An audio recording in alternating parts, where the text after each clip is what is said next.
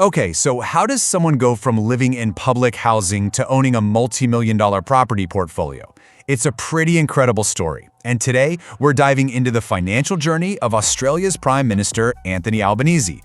What's fascinating is that this whole picture is pieced together from records that are completely public.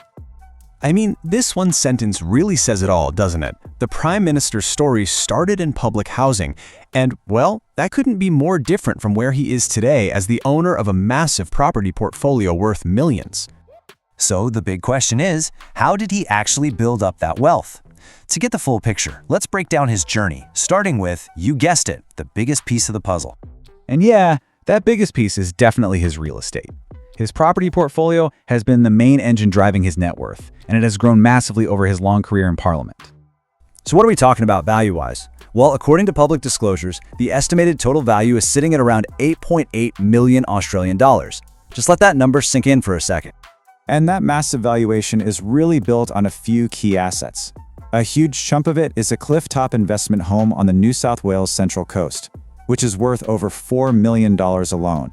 He also still holds his former home in Marrickville, but now it's an investment property. So you can see a really clear strategy here, using real estate not just as a place to live, but as a serious tool for building wealth.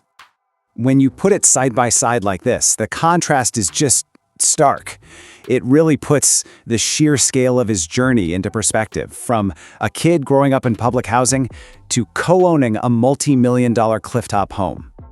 But, property is only part of the story. The other major factor here, of course, is the paycheck he gets as the leader of the country. Yep, after a pay rise back in 2024, the Prime Minister's annual salary now tops $600,000. When you have a consistent, high-level income like that coming in for decades, well, that's obviously going to be a huge factor in your financial position.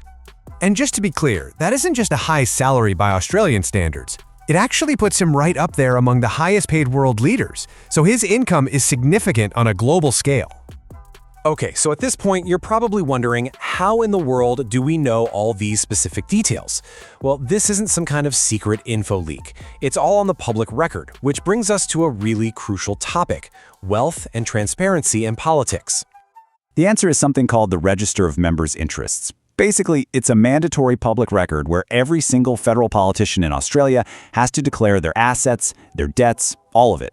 The whole system is designed specifically to create a baseline of public transparency. And the process itself is actually pretty simple. When a politician gets a new asset, say they buy a house, they have to declare it. That declaration then becomes part of the public record, which means anyone, you or me, can go and look it up.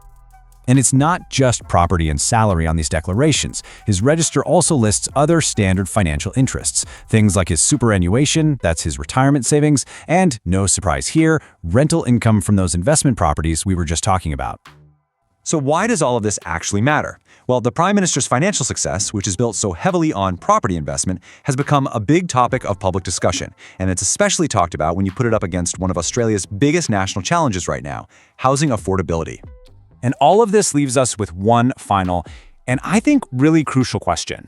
This isn't about making a judgment, but it is about looking at that intersection of personal finance and public life. When the leader's own wealth is built on the very thing, housing, that is at the heart of a national debate, what kinds of questions should we, the public, be asking?